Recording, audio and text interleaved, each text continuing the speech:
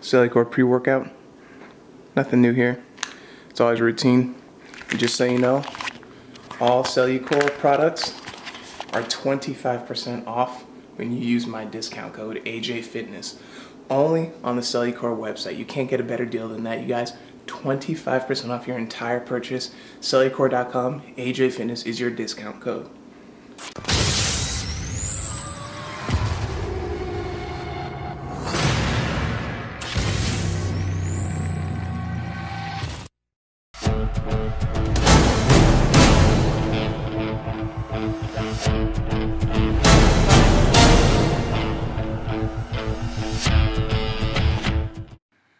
What's going on, you guys? This is AJ from ajFitness, and I want to thank you personally for tuning in to ajFitness right here on YouTube.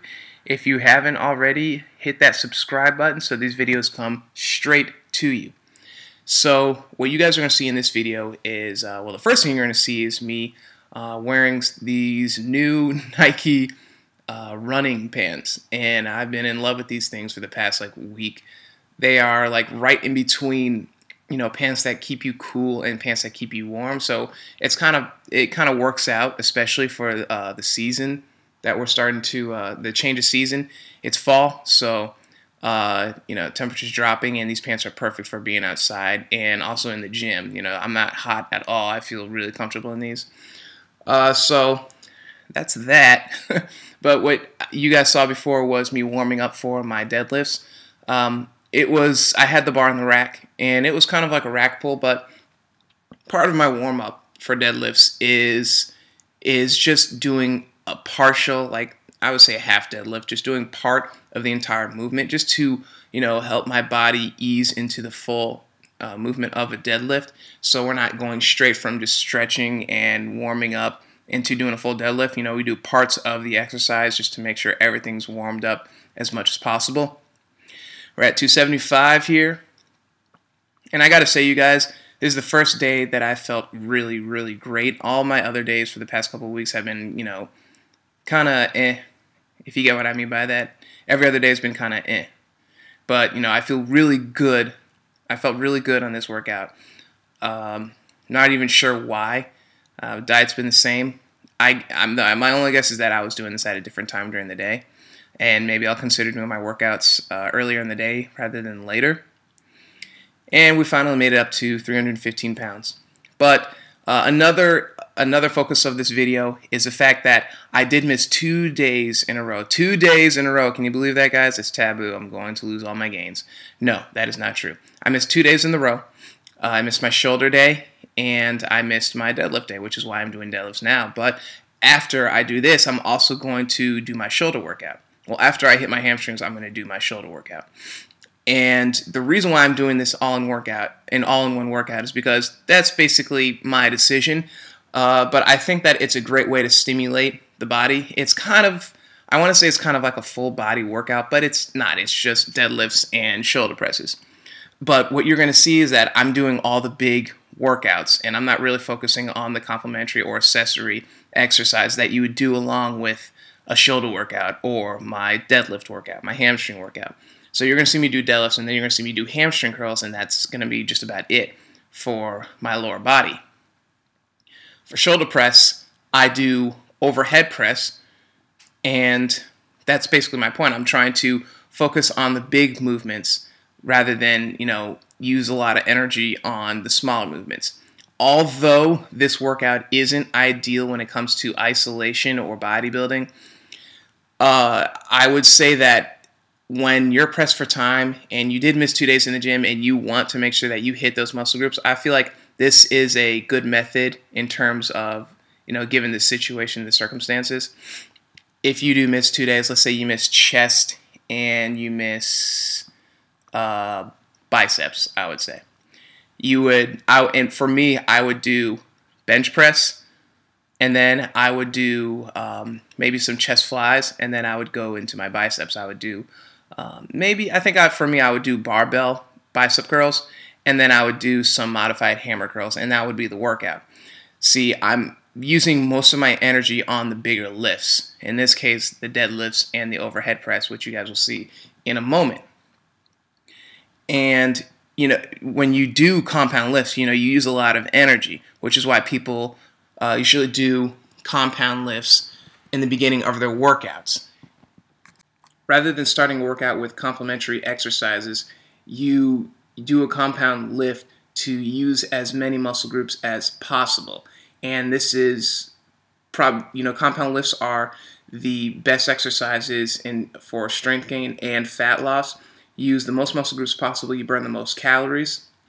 And if you were to start off your workouts with just the complementary exercises, you're only focusing on one specific muscle group. And when you go to try to perform your compound lifts after doing so many complementary workouts exercises, you're probably going to be fatigued at certain points. When you squat down low to the ground, you probably won't be able to stand right back up right away because your quads are already pre-exhausted from the lunges and the leg extensions that you did. Okay, so finally made it to shoulders. Now, as you can see, warming up because this is very lightweight. What you didn't see is the first part of my warm-up for shoulders. I always have an extensive warm-up for my shoulders because shoulders are the most mobile joint in the body. I know I feel like I've said this a billion times, but shoulders are the most mobile joint on the body, which means that they are more prone to injury. Anything that has more moving parts is more likely to break down. So, still warming up, haven't got to work set yet. But what you didn't see is I do a lot of fly movements for my warm-ups. I do a couple press movements, but a lot of it is fly movements, and that's gives me the ability to isolate each different part of my shoulder, the posterior, anterior, and the side. And you won't see me grab onto a weight and wave it around in the air like a big windmill. That is stressing out your rotator cuff, so all the ligaments in there are getting stressed out. May not feel like it, but that does put unnecessary stress on your shoulders. Although your arm has the ability to move that way, it's not, in my opinion, it's not wise to attach a weight to hold on to a weight and do that because it's yanking on those ligaments. I would say warm up your ligaments by doing fly movements, front, side, lateral, and everything in between, and therefore you'll warm it up in a better way rather than risking injury. So here is a work set. So this felt really good. My only issue was that I was a little bit fatigued from the deadlifts, but I also was a little bit unfocused in that last set. So as you can see here, I'm able to get those reps in a lot easier than I was the last set. Focus does have a lot to do with it, especially when lifting heavy weight, you got to be focused. But other than that, you guys, everything felt really good.